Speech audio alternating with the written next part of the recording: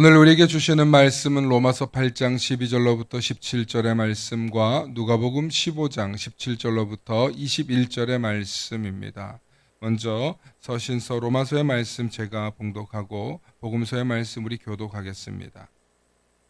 그러므로 형제들아 우리가 빚진 자로 돼 육신에게 져서 육신대로 살 것이 아니니라.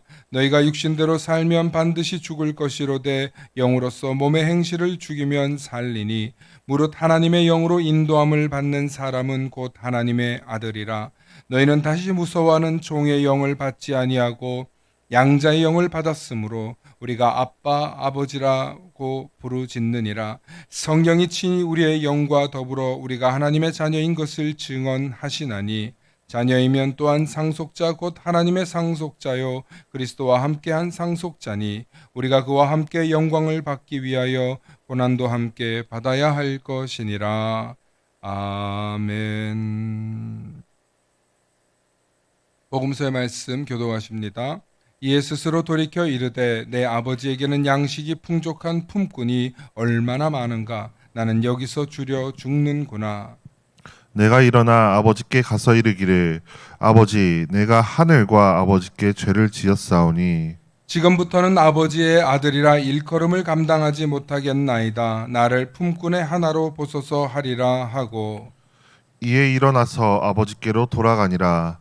아직도 거리가 먼데 아버지가 그를 보고 측은히 여겨 달려가 목을 안고 입을 맞추니 함께 하십니다.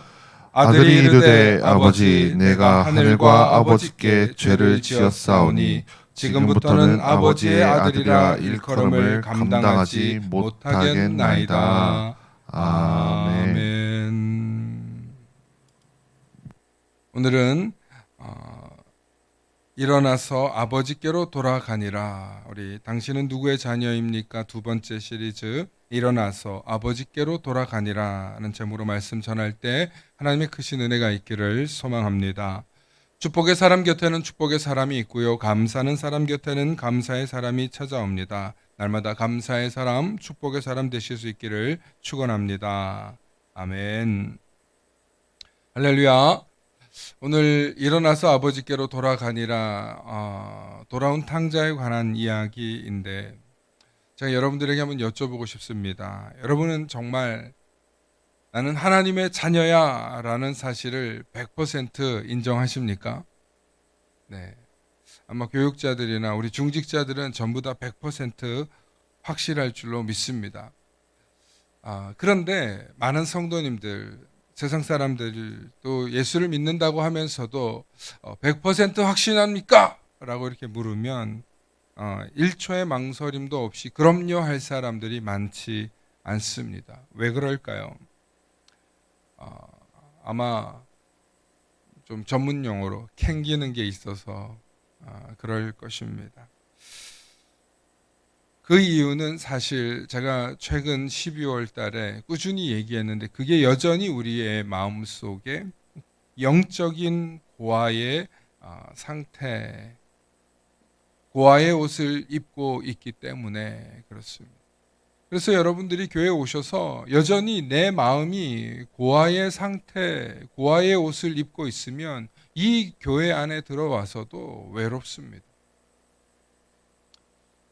세상 사람들은 누구나 외롭습니다. 인생이라는 거친 들판에서 홀로 비바람을 맞으며 힘들다고 이야기합니다. 그렇습니다. 예수를 믿는 우리도 외롭습니다. 그런데 그 외롭다라고 표현하는 그 외로움은 세상 사람들의 외로움과 우리가 홀로 고독하게 싸우는 외로움하고는 비교조차 되지 않는 고독입니다. 세상 사람들은 내 힘으로 성취하고 내 힘으로 증명해야만 살아남을 수 있다고 생각하지만 우리가 외롭다고 하는 것은 이 세상 속에서 하나님 없이는 살아갈 수 없기 때문에 스스로 고독해지는 것이고 스스로 왕따를 자처하는 것이고 스스로 그 외로움 속에서 질기게 나를 찾고 붙드시는 하나님을 만나는 길이기 때문에 우리가 그 고독 속으로 들어가는 줄로 믿습니다. 그러나 여전히 고아의 옷을 입고 있다면 이 교회를 와서도 성도들 눈치를 보고 목사님 눈치를 보고 마치 하나님 눈치 보듯이 교회에 와서 자녀됨을 고백하는 게 아니라 여전히 고아됨을 이야기하고 있지는 않습니까? 오늘 첫 번째, 율법이라는 거울 앞에서 완전한 절망과 직면하십시오라는 첫 번째 주제입니다. 여러분, 우리가 하나님의 자녀라는 확신을 갖지 못하는 진짜 이유는 역설적이게도 따릅시다. 우리가 아직 덜 절망했기 때문이다.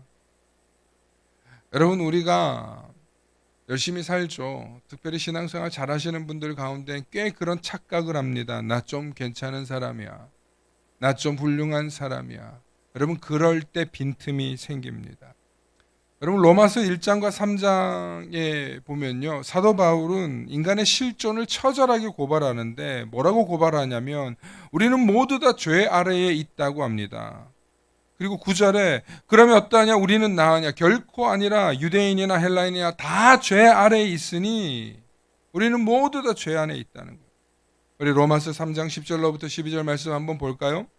기록된 바 의인은 없나니 하나도 없으며 깨닫는 자도 없고 하나님을 찾는 자도 없고 다 치우쳐 함께 무익하게 되고 선을 행하는 자는 없나니 하나도 없도다.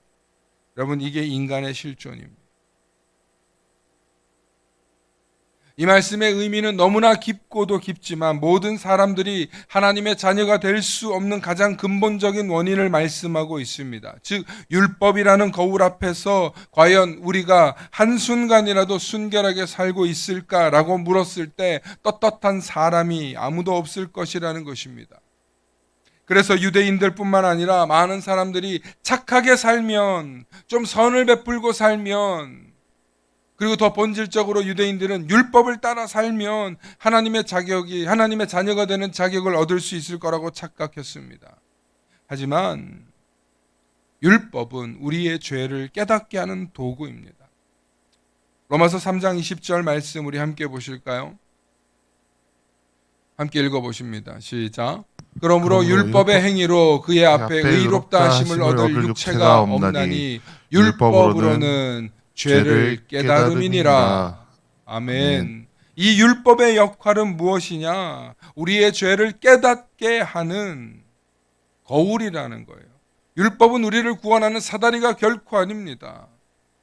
여러분, 얼굴에 수검댕이가 묻은 사람이 거울을 봅니다. 거울은 당신 얼굴이 더럽다라는 것을 알려줄 뿐이지 거울에 내 얼굴을 아무리 문질러도 내 얼굴은 깨끗해지지 않는다는 것입니다.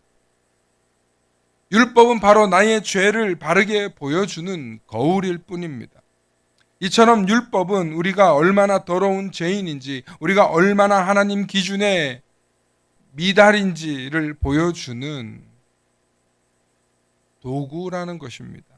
그렇다면 우리가 이 성경, 이 율법을 보면서 깨달아야 할 것은 무엇일까요?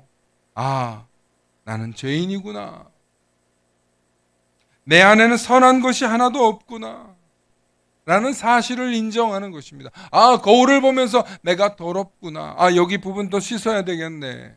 우리가 율법을 보면서, 이 성경을 보면서 여전히 내 속에 있는 다시는 화를 내지 말아야지, 다시는 음란한 생각을 하지 말아야지, 보지 말아야지, 미워하지 말아야지, 더러운 것을 추구하지 말아야지, 죄와 싸워 이기려고 하는 것이 아니라 그것을 보고 우리 안에 그런 죄악된 것들이 있다는 것을 깨닫는 거예요. 그리고 수없이 결심하지만 작심삼일이죠. 또 넘어지고 또 넘어지죠. 아무리 발버둥 쳐도 이 죄의 늪에서 빠져나올 수 없는 자신의 무력함을 발견하게 된다는 거예요. 이처럼 우리는 율법을 바라보아도 여전히 죄인된 존재라는데 마치 깊은 늪에 빠진 사람과 같다는 거예요. 혼자서는 빠지려고 나오려고 이렇게 발버둥 치면 더 깊이 빠지는 게 늪이잖아요. 누군가 밖에서 나를 건져주지 않으면 죽을 수밖에 없는 운명이구나. 나는 결코 나 스스로 저 늪에서 벗어날 수 없는 운명이구나 하는 것을 처절하게 깨달을 때 비로소 살려주세요. 살려주세요. 제 힘으로는 살 길이 없습니다. 제 힘으로는 도저히 깨끗해질 방법이 없습니다. 저 좀 구해 주세요 할 때 우리에게 찾아와서 한 줄기 소망의 빛을 비춰주시는 바로 그분, 그 예수 그리스도를 내 마음속에 늘 모신 사람은 내가 죽음의 문턱까지 갔다가도 그 예수 그리스도의 은혜로 구원받았구나라는 것을 깨달을 때 우리는 완벽한 구원에 대해서 이해를 하게 되는 것입니다. 오늘 저는 이 율법에 빗대어서 우리가 얼마나 죄인인가를 고백하면서 그러나 아버지께로 돌아오는 이 두 아들의 이야기, 예수님께서 말씀하신 그 이야기의 본질을 여러분들과 좀 깊이 나누려고 합니다. 예수 그리스도를 우리의 구원자로 보내주셨습니다. 우리는 늪에서 빠져서 나올 수 없는데 살려주세요. 우리는 도저히 살 길이 없습니다. 울부짖고 애통하며 부르짖었더니 하나님께서 그 아들 예수 그리스도를 2000년 전에 보내주셨어요. 그리고 그분이 오셔서 우리의 죄를 담당하시려고 오셨는데 그분이 오셔서 우리에게 남긴 교훈 중에 너무나 훌륭한 말씀이 바로 이 아버지와 두 아들의 이야기예요. 하나님께서 이 땅에 자신의 사랑을 확증할 수 있는 방법으로 예수님을 보내주셨는데 그게 아버지 사랑이에요. 돌아오면 받아준다. 돌아오면 용서해준다. 돌아온 탕자가 고아의 옷을 입고 있었던 그 상황에서 아버지께로 돌아오니까 그는 잔치의 주인공이 될 수 있었습니다. 그런데 놀랍게도 아버지와 함께 있었던 맏아들은 잔치의 주인공이 되지 못하고 함께 기뻐하지 못하고 잔치상 주변을 서성거리며 들어가지 못하는 장면으로 이야기는 끝납니다. 왜 예수님께서는 그 큰아들도 얼싸안고 아버지의 뜻을 깨달아서 들어가서 함께 누렸다라고 해피엔딩 되면 얼마나 좋겠습니까? 그런데 그 이야기를 하지 않으십니다. 목적이 있어요. 여러분 큰아들이 뭐라고 얘기했는지 아십니까? 누가복음 15장 29절로부터 30절 말씀 보시겠습니다. 우리 한번 큰 소리로 함께 읽어주실까요? 29절부터 30절 한번 읽어주시기 바랍니다. 시작. 아버지께 대답하여 이르되 내가 여러 해 아버지를 섬겨 명을 어김이 없거늘 내게는 염소 새끼라도 주어 나와 내 벗으로 즐기게 하신 일이 없더니 아버지의 이 살림을 장녀들과 함께 삼켜버린 이 아들이 돌아오매 이를 위하여 살찐 송아지를 잡으셨나이다. 아멘. 여러분 맏아들이 지금 아버지를 뭔가 모르게 원망하고 있습니다. 그리고 잔치 자리에 들어가지 않습니다. 그런데 이와 반대로 둘째 아들은 어떤 심정으로 돌아오는지 한번 보시기 바랍니다. 15절로부터 누가복음 15장 17절로부터 21절 말씀 함께 보십니다. 제가 읽습니다. 이에 스스로 돌이켜 이르되 내 아버지에게는 양식이 풍족한 품꾼이 얼마나 많은가. 나는 여기서 줄여 죽는구나. 이제 저기 이국 땅에서 저걸 느끼는 거예요. 그리고 이제 18절에 내가 일어나 아버지께 가서 이르기를 일어나 아버지께 가겠다. 아버지 내가 하늘과 아버지께 죄를 지었사오니 지금부터는 아버지의 아들이라 일컬음을 감당하지 못하겠나이다. 나를 품꾼의 하나로 보소서 하리라. 아들이 아니고 나를 품꾼으로 보소서. 그래서 20절에 그 마음을 딱 먹고 20절에 이제 툭툭 털고 모든 걸 포기하고 그리고 자기의 정체성을 깨닫고 돌아갑니다. 이에 일어나 아버지께로 돌아가니라. 아직도 거리가 먼데 이제 돌아가는 그 과정이 며칠이 걸렸는지 얼마가 걸렸는지 모르겠는데 아버지께서 이제 돌아오는 장면을 봅니다. 아직도 거리가 먼데 아버지가 그를 보고 측은히 여겨 달려가 목을 안고 입을 맞추니 아들이 이르되 아버지 내가 하늘과 아버지께 죄를 지었사오니 지금부터는 아버지의 아들이라 일컬음을 감당하지 못하겠나이다. 아버지 잘못했습니다. 아버지 잘못했습니다.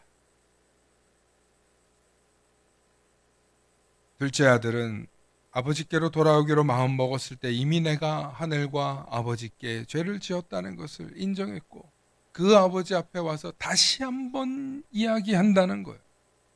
아버지 아버지라고 부를 자격도 없지만 제가 아버지와 하늘과 아버지께 죄를 지었나요? 저 죄인입니다. 저 사람 아닙니다. 저 아들 아닙니다. 저 그냥 제발 먹여만 주시면 안 될까요?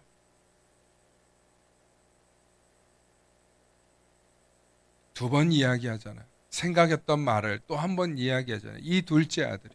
여러분, 여기서 큰아들과 둘째 아들의 절대적인 차이가 있습니다. 그게 뭐냐면 바로 자기 자신의 한계를 깨닫고 내가 얼마나 개차반인지, 내가 얼마나 못난 놈인지, 내가 얼마나 아버지 앞에서 아버지 속 썩이는 못난 아들이었는지.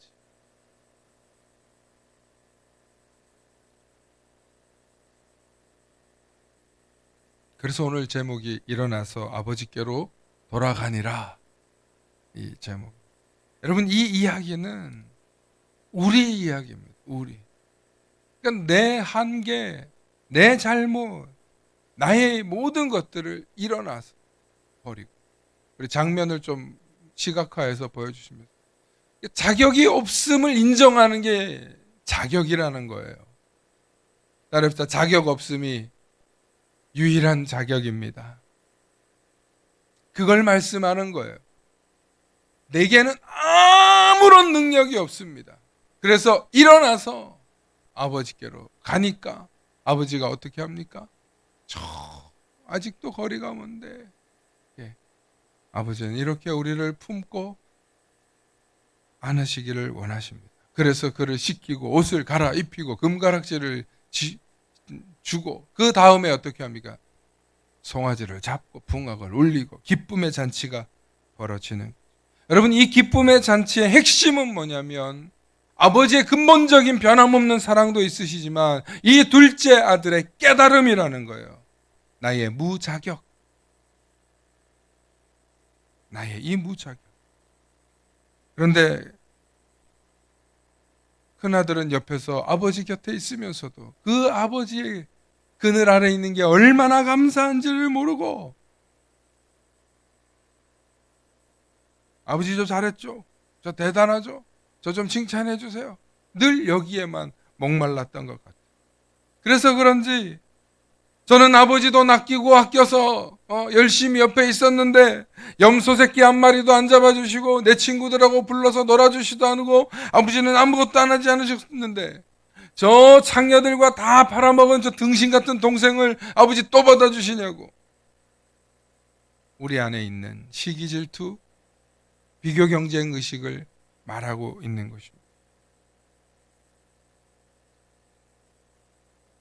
둘째 아들도 사고뭉치 개차반 같은 놈이지만 큰아들은 아버지의 깊은 그 속, 아버지의 사랑을 몰라요. 왜 큰아들이 아버지의 사랑을 모르냐면 너무 착해서 그래요. 너무 말 잘 들어서 그래요. 너무 훌륭해서 그래요. 그런데 그것도 참 잘하는 거예요. 성경에서 이 이야기를 왜 이렇게 예수님께서 말씀하시고 끝냈냐면 이게 우리의 양면의 모습이에요. 여러분, 교회 안에서 내가 열심히 신앙생활하고 잘하고 충성하다 보면 우리가 무슨 마음 되냐? 큰아들 마음 되는 거예요. 그러다가 저 빙빙 돌다가 교회 바깥에서 신앙생활 똑바로 안 하다가 같이 한 10년 만에 15년 만에 돌아온 사람 있으면, 야, 똑바로 살았냐? 너 왜 그랬냐? 이런 마음이 우리 안에 한켠에 있으면 그 마음 품지 말라는 거예요. 아버지처럼 똑같이 잘했다 그래, 얼마나 고생했냐, 애썼냐 하고 둘째 아들들이 들어오면, 돌아온 당자들이 돌아오면 기존 성도들이 묵은 닭 되지 말고 우리가 품어서 이곳이 아버지 품이라고, 잘 왔다고, 우리 같이 송아지 스테이크 먹자고 그렇게 품으실 수 있기를 축원합니다.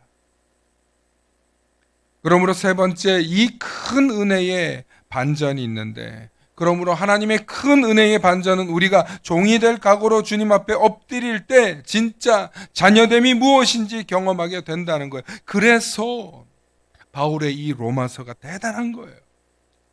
우리 무슨 이야기를 하냐? 우리가 양자의 영을 받은 존재라고 하는 거예요. 예수 그리스도의 보혈의 피로 정결케 되며 우리가 구원받은 은혜를 입게 되는데, 그분을 믿고 그분의 피로 정결케 된다는 의미가 도대체 무엇인가? 그것이 로마서에서 쭉 이야기하고 있는 거예요. 앞장에서는 인간의 실존, 우리가 얼마나 죄인이고 한 사람도 의인이 없다는 이야기를 하다가 이제 뒤로 넘어오면서 우리를 구원하신 예수 그리스도에 관한 복음에 대한 이야기를 하고, 그 다음에 우리가 어떻게 살아야 될 것인가에 대한 이야기를 하는데, 그게 바로 로마서 8장의 이야기예요. 12절, 14절 우리 말씀 함께 읽어보십니다. 시작. 그러므로 형제들아, 우리가 빚진 자로 돼 육신에게 져서 육신대로 살 것이 아니니라. 형제들아, 우리가 빚진 자로 돼. 누구의 빚을 졌습니까? 예수 그리스도의 사랑을 빚졌습니다. 그런데 육신대로 살지 말라는 거예요. 13절 읽습니다. 시작. 너희가 육신대로 살면 반드시 죽을 것이로되 영으로서 몸의 행실을 죽이면 살리니, 무릇 하나님의 영으로 인도함을 받는 사람은 곧 하나님의 아들이니라. 아멘. 할렐루야. 저 여러분들에게 하나님의 영으로 인하여서 인도함을 받아서 우리가 하나님의 자녀들, 아들과 딸 되시는 축복과 은혜가 있으시길 축원합니다. 그런데 중요한 건 뭐냐? 우리가 빚진 자라는 것입니다. 어떤 빚이냐? 우리는 아무 공로와 노력 없이 우리에게 구원의 빚을 비추어 주셨다는 거예요. 이 구원의 빚을 돌아온 당장의 심정, 빚진 자의 심정으로 회개하고 돌아왔다면, 우리가 육신대로 사는 것이 아니라 영으로서 살아야 하는 것을 이야기하는데, 이 영이 바로 거룩한 영, 헬라어로는 푸뉴마예요. 숨, 하나님의 생기, 하나님의 호흡이에요. 그런데 왜 자꾸 사락스, 육신대로 살려고 하냐는 거예요. 육신의 즐거움, 내 육신의 쾌락, 육신의 만족을 쫓아가는 게 아니라 하나님의 영을 위해서 내가 어떻게 살아가고, 하나님의 영이, 하나님의 거룩한 호흡이 내 속에 들어와서 그 영이 나에게 양자의 영이 되는 거예요. 양자의 영.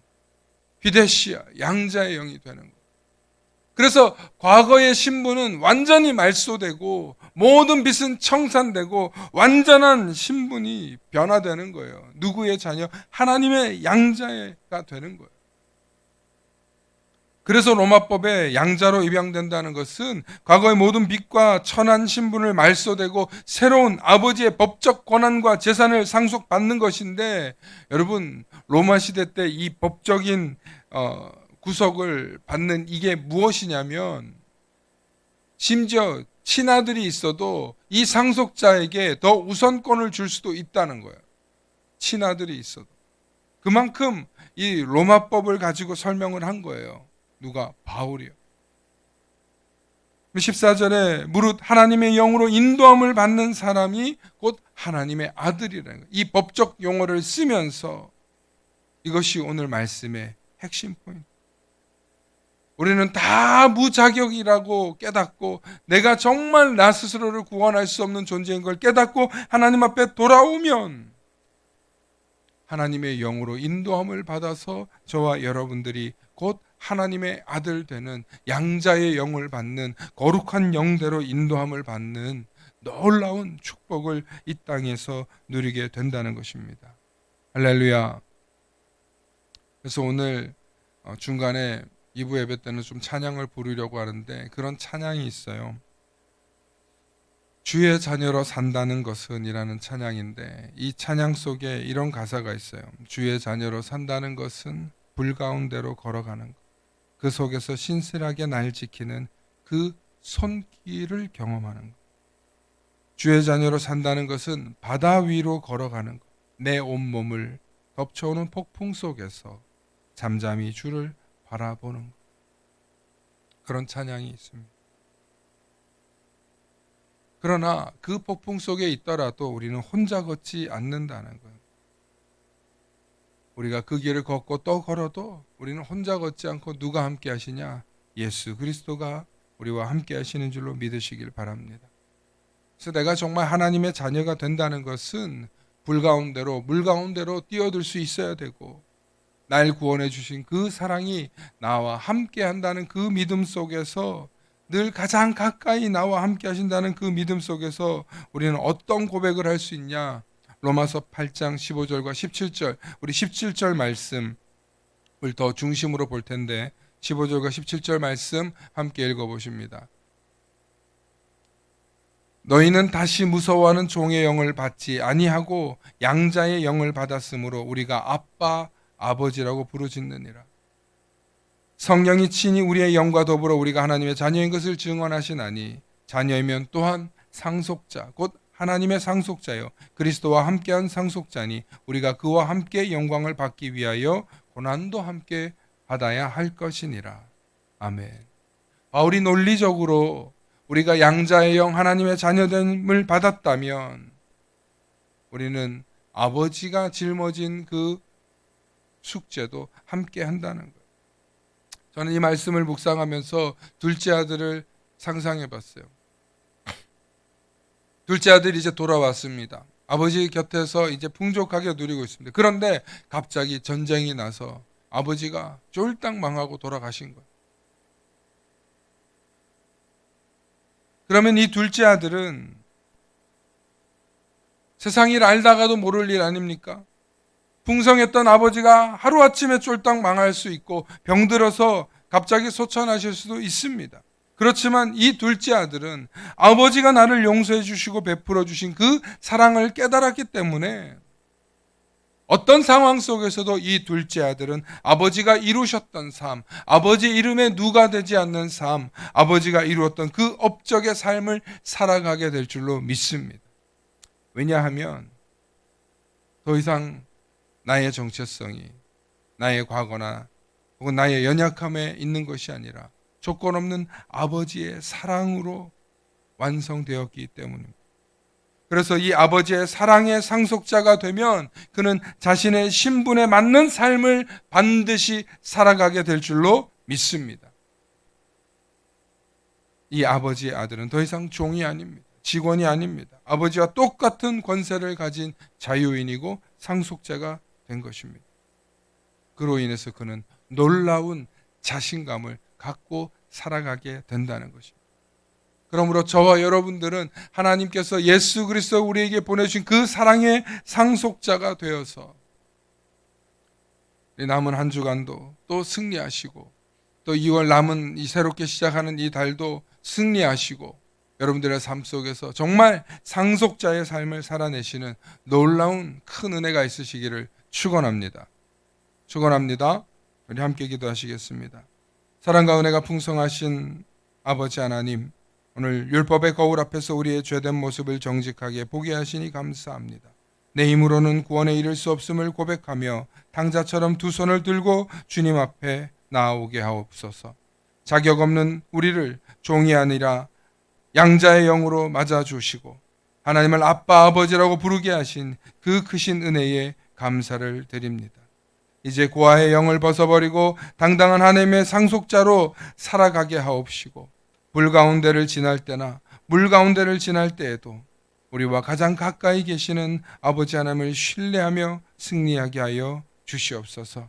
다가오는 명절 우리 모두가 가정의 영적 제사장이 되어 믿음을 지키고 사랑을 증거하는 생명의 통로들이 되게 하여 주시옵소서. 감사드리며 우리를 자녀 삼아 주신 예수 그리스도의 이름 받들어 간절히 기도 올리옵나이다. 아멘. 당신이 주신 그 사랑 안에 모든 삶이 새로워지네. 당신이 그 사랑으로 내 모든 말과 행동이 달라졌는 당신이 주신 능력으로 당신이 주신 그 사랑으로 내 모든 염려 근심 사라졌네. 불안하고 두려웠던 지난날 슬픔은 계속될 것만 같았죠. 당신이 오셔서 날 안아주셨죠. I love you Lord with all my heart and soul. 당신이 주신 그 사랑으로 당신의 그 사랑으로 내 속에 감사와 기쁨 넘치네. 내 주의 이름을 부를 때마다 새로운 소망이 피어나네.